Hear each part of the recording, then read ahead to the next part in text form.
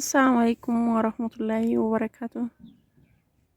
الشمال كفونا جالتم توتا في كوجم توتا ممكن ورا اللي وانا داك أبدي سنين في إجرا كنا فكاتا وانا كنا كبدي سنين في إجرا اللي وانا روان سنين في إجرا أكنا فكاتا كرك أو سنين كبدي في اللي كنا كنين فكاتا سنين جدا سنين اللي وروني بتشوف يا دك أبدان اللي كيسانا دوبيسا سلكي بلبلاكين سنين كنا يروحون دمايون الرافنو كينو كان فكاتا وروني بتشوف يدان اللي أسمع بتاع سنين جدا وروني أما بتشوف يا دازرتان اللي أسمع بتشوف دان ديتاني يكان الرالي كان فكاتا وأنا جنا كنيني كان من بتاع كينو كان فكاتا سيني كان فاء كينو كدان اللي كان كفري أفريتي كان كان فكاتا حالا كناني كما حالا كان أكن جرا كينو كان فكاتا سنلي وري بتاعو بربادني لاكوب سكن إرمادة دبنة سني كنينا سني كنو في إرادة دبنة يوم تكايو هني فانو يروحون دوما يرادة دبنة سني كنينا يادك أبداً كومنتي رتبار ريسا وري كيساني ناولين هاسازر تاني اللي أكو منوجنا سوستاني تتفوفا كبرالي ونوجنا سو بربادني لاكوب سبيل بلاكي إرادة بأسني متانسا إرمادة بأسني كنا أسرت اللي إرادة بتاني ندبسو هندان ديتاني هكان كنا كنو كنا فاكاتا maal gootanii baasii baay'ee baastanii haala salphaa ta'een haala bareedaa ta'een haala qallaalii ta'een asitti birrii ergattanii akkana bitachuu hin dandeettan jechuudha. Maaliif birrii baastan birrii guddaa maaltu isin baasisiise waan hiqaa 3-4 bitattan maal gootanii hiqa tokkocharraan kana maaliif akkana gootan jalqaba hiqaa hin bittanii erga hiqaa bittanii kaatanii بيك أصلاً إنجلش بري باستني بري كنا مولو يو أس ديفيستني بيجا إرجيتني شرفمت هيك أبا إسني بتو هندان ديتي فلانون كيساني كإيرسني جالو سنتو فيلاتا كيساتو جولين شامرني هيك فتوانك هيك بي علاتي بتا استقراطا مالف قالتان أسيتي بتاتني أسيتي يونا ما سني بتود أبدان كنو غرانان بيوتا غرا إرا أما تكنولوجي بابلاتيرا فتأتي بتاني قالتاني هيكا أتي بتاني قالتاني مالتو كان مولون إسنجاي معلوماتو كان مولون إسنجاي سيلي أسيتي هالك اللالي تأين أسيتي بتاتني يوف ماتي كاباتان ماتي كيسان الرات يو ماتي نجراني تاي injiraan namoonni biyyoota garaa irratti magaalaa garaa irratti teknooloojiin babal'ateera amma yeroo amma manatti iyyuu namaa fidanii suuqmaarketii garaa irraa fuudhaa mana namaa geessanii haga manaa iyyuu namaa fidanii isin ammoo iyyuu achi teettanii bichisiifattanii warra yookiin maatii keessan bira yookiin fira bira nama amantanii fi nama jaalattan bira geeffattanii haala bareedaa ta'een hiqa keessan akka isinii qabanitti gaafa galtan nagaan itti fayyadamtan jechuudha.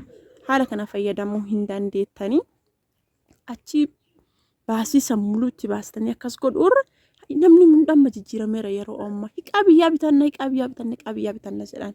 Inde warroota akkanaa kana laaltanii maaliif akkanatti hin fayyadamne isin? Maaliif karoora akkanaa kana hin fayyadamne? Maaliif baasii keessan hin salphifne?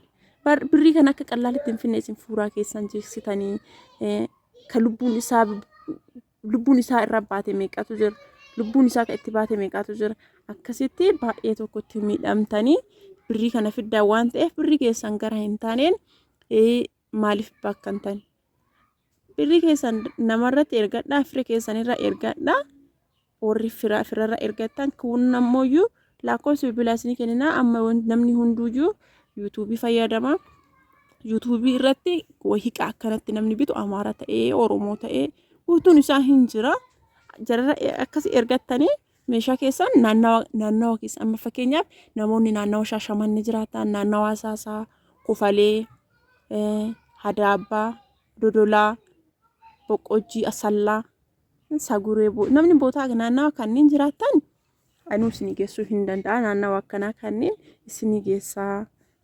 kabajaadhaanii amaanaa keessan ofirratti fudhadhee isinii geessa naannawa akkasiisan jechuudha. Warroonni kuwwan illee warri Hadaamaa mina homaa'uma kana jiraatan Aishaa fi Kadiirni illee akkasumatti hojjetti miree jarri sunniin illee hin jiranii. Naannawaa biraallee akkasumatti namatu iyyuu jira. Naannawaa kanneen irratti yoo akkasii bitattan irra isinii salphaadha, irra isinii qallalata jechuudha. Homa takka yoo hiika isin hin qabu wallahi homa takka illee isin hin fayyadu.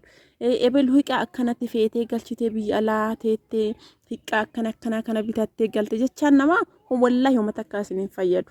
Isin dammoo chaansii keessan laalachuu qabdanii mircaan keessanii birriin amma fakkeenyaaf namni waggaa 3 taa'ee galu waggaa 2 taa'ee galu illee hin jira. Kunniin birrii isaanii hiiqamatti gabbitan wallahi nama ofii kiyyaa beekutu jira. Micatii takkatu jira. Biyyi sun biyya obboleettiin tiyattee rumte achi ka isii fuudhee fi ka obboleettii tiyya fuudhe illee tokkoma. Micattiin dura ala deemte ergasii waggaa 2 ji'a 6 akkas hojjattee maashinni isiin hin binne hin jiru. Gurraa garuu maashina akkanaa bittee hiiqaan isiin hin qabne hin jiru. Maashinni isiin hin qabne hin jiru jedhanii haasayan. Kana guutuu hiiqaa akkanatti maashina garagaraa hiiqaa garagaraa bittee kaate garuu iyyuu deebite yeroo saniif gurra akkana hiiqaa akkana maashinni isiin hin qabne hin jiru hiiqaan isiin hin qabne hin jiru jedhan. Isiin birrii qabdu muluu hiiqaan bitattee galte. Hiiqaadhaan hiiqama bichaan jechuudha. Maashinni isiin hin qabne hin jiru. Dhugumatti maashina isiin hin qabne hin jiru. Hiiqaa muluu qabdi. Maashinoota muluu qabdi. Gurraadhaaf akkas jedhaniin erga maashinoota muluu bitattee hiiqaa muluu bitattee galtee booda isiin hin turte yoo isiin turtu maashinni isiin ittiin galatte baay'ee ni hojjetu. Ka akka firiijii hojjetu. Maashinni tokkollee maashina foon daaku hin hojjetu. Ka uffata miicuu hin hojjetu. Maashinoonni baay'ee ni hojjetuuf maal akka ta'e hin beeku irraa akkam akka ta'an irraa hin beeku garuu yoo maashinoonni isiin galteen baay'een ni hojjetu. Maaliif sababa isaa irraa hin beeku maashinni isii baay'een hin hojjetu.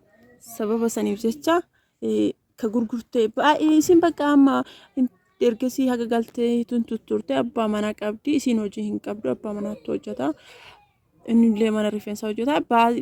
Baasii deebitee baasii waciidhaaf jecha isa kana deebitee gurgurti. Gatiin isiin gurgurtuun gatii akkamitti gimmaasha akka asitti bitameen jechuudha. Maaliif bitamee akka aroogeetiin lallamaa hiiqaan takkatti erga mana seenerra gatii dura bitameen sanitti hin gurguramu. Hiiqaan kamiyyuu astaayitii godhamee gurgurama. Gatii qannastee gatii qinnaasheen gurgurtee jechaadha. Saarmeetiin kun kisaaraa seente amma deebitee ala deemuu heddi. Maaliif kana muluu geettan? Birri keessa hojjettanii ka maatii keessanii tajaajiltanii ka irraa isinii hafe biyyatti hiiqaa barbaadan wanta barbaadan godhattanii kaatanii ka irraa isinii hafe hiiqaadhaaf karoorfattanii birrii lafa kaa'atan san biyyatti yoo bitattan irraa isinii salphata. Wantoota akka firiijii, maashina uffata miicuu, ka bishaan qorrisiisuu, maashinoota baay'ee jechuudha. Isinii bituu hin danda'a. Warri barbaadan waraabeellee isinii hojjedha. Wantoota akka bifee, quumsaaxinii, algaarraa ta'ee akkasitti sanneen illee waraabee isinii fida. Isin ammoo bitachuudhaaf itti qophooftan taana wantoota barbaadan isinii waraaba. Achirraa gatii isaa laaltanii gatii biyya alaatiin walitti madaaltanii haala isinii qallaalii ta'ee naannawa jirtanitti naannawa itti dhiyaatanitti bitachuu hin dandeettan jechuudha. Kana fakkaata. Amma kanneen gatii isaa isinitti hima. Gatii isaa wajjin isin beeksisaa.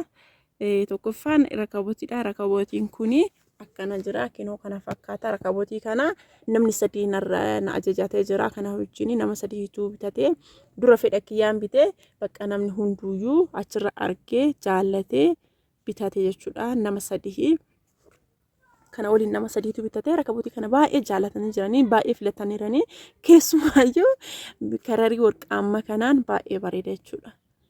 Warqaammaa kanaan akka malee bareeda baay'ee bareeda. Dalgisaallee akkana jira. Ka ixaana isaallee hin bareeda. Wantuma hundatu isaattu bareeda. Mandajaan isaallee hin bareeda. Nama baay'eetu iyyuu jaallate jechuudha. Siiniin kunillee irraa deema baay'ee irraa deema. Gubbaan isii warqaammaadha. Sababa saniif jecha namni hunduyyuu kanuma jaallata jechuudha. Kanuma jaallate kanuma bitata jechuudha. Nama akkasitti gatiin isaa birrii 3,000 fi birrii 100 jechuudha. Kan inni ittiin bitame baay'ee bareeda. Rakabootiin kun baay'ee namni baay'een jaallatee jira. Isinillee yoo jaallattan kanallee yoo jaallattan ta'e ka biraallee yoo ta'e isinii binnaa keessaan na dubbistanii na wajjin haasa'uu dandeettanii gara keessaatiin jechuudha.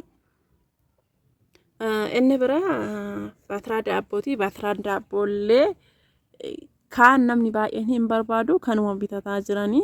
Namni baay'een kanuma bitataa haga ammaatitti haga bitee kanuma bitataa jiranii namni hunduu kanuma bitataa. Isa kanatuyyuu tokkoffaadha. Isa kanatuyyuu bareedaadha waan ta'eef namni hunduu kanuma bitataa jira. Baatiraan daabboollee kinoo kana akkana jira. Namni naa waraabaa jiru hin jiru sababa saniif jecha isni mul'ata jedhee yaada.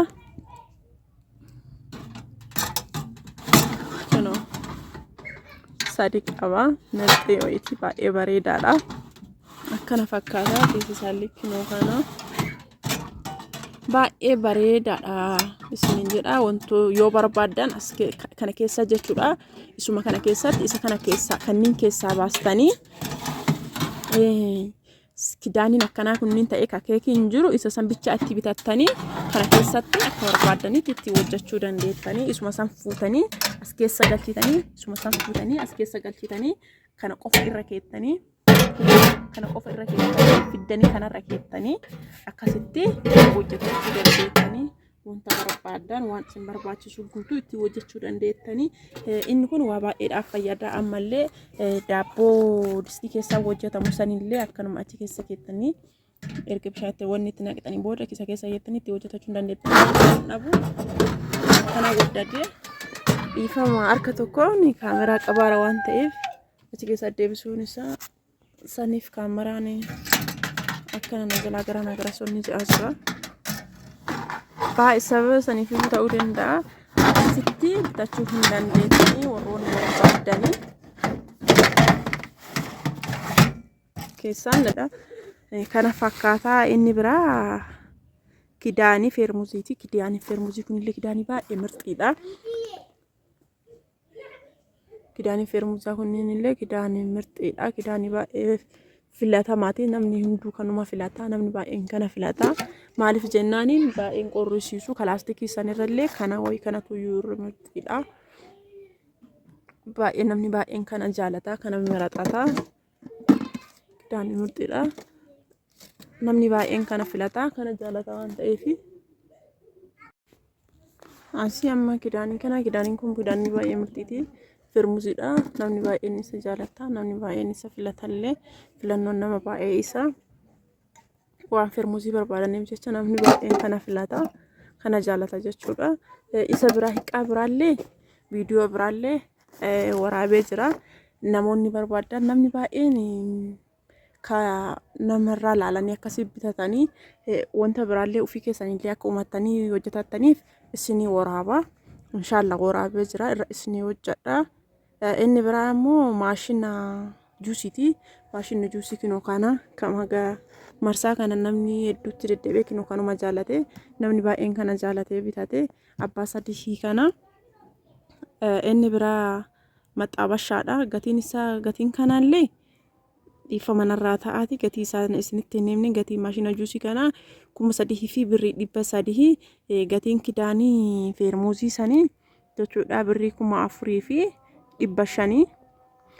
Isa biraa gatii maxxabashaadha. Maxxabashaan kinoo kana gaafa maxxabashaa kana durallee bitee jira. Isuma saniin ammallee kinoo isuma saniin namni biraallee bitate xiqqaadhaa fi guddaadhaan bitatanii. Xiqqaadhaaf guddaadhaan bitatanii.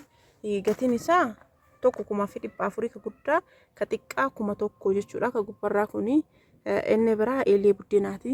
Eelee buddeenaa jechuun isii kana kinoo isa kana jechuudha. Eelee baay'ee bareedaati. Orjinaaliin isii kinoo jechuudha. Tokko jallisaa qalamii kana dibama. Kun ammoo hin dibamu. Akkasii eelee bareedduudha. Akkana fakkaatti jechuudha. Kinoo kana fakkaatti gatiin isii 5,000 fi birrii 800. Akkana jira. Inni biraa siinii bunaati. Siiniin bunaa kanallee marsaa hedduu namni bibbitatee jira. Nama baay'ee jaallatee hiqaa namni baay'een jaallateedha. Of jajuuf hin jenne hiqaa mircaan irratti namni baay'een jaallatee jira. Nama baay'eetu iyyuu addannaqee jira. Namni baay'een isa bitataa jira. Namni 3 bitatee ammayyuu kanuu bitta jedhanillee namni lakkoofsa hin qabu. hiqaa biraa irratti illee isin hojjedha waraabee jira sanniin illee isin ga'iisa jedhee yaaddaa siniin kun illee gimmaashni isii birrii firee 12 bitee kinooti asillee hin jirti firee 12 isiiti firee 12 isii 3,000 fi birrii 500 bitee kana fakkaataa isinillee bitachuu barbaaddan keessan na dubbisaa keessan na waliin haasaa lakkoofsa bilbilaa kiyya duwwaa 9 72 duwwaa 25 19 irratti na argachuu hin dandeettanii kana fakkaataa kinoo keessan na dubbistanii keeshaa hin barbaadu naan jettee mucattiin tuni tasa ta'ee achi dura hiqaa duraa wajjin dhiifama narraa hiqaa duraa wajjin bitadhee jira waan ta'eef sababa saniif hin barbaanne baay'ee jaaladhee jira garuuyyuu ani bitadhee jira jettee osoo lama bitadhee osoo tokkocha bitadheeyyuu kanillee itti dabaladha jettee aggaxaamii saniif dhiistee garuu baay'ee jaalattee jirti keeshaa san sababa saniif dhiistee kana fakkaata kinoo akkasii keessan na dubbistanii siniif bituu danda'a wanta sin barbaaddan irraa isiniin jedha. Asumaan subscribe like share naa godhaashi warra akkuma wal beektaniin akkuma walitti dhiyaattaniin share walii godhaa jajjabeessa.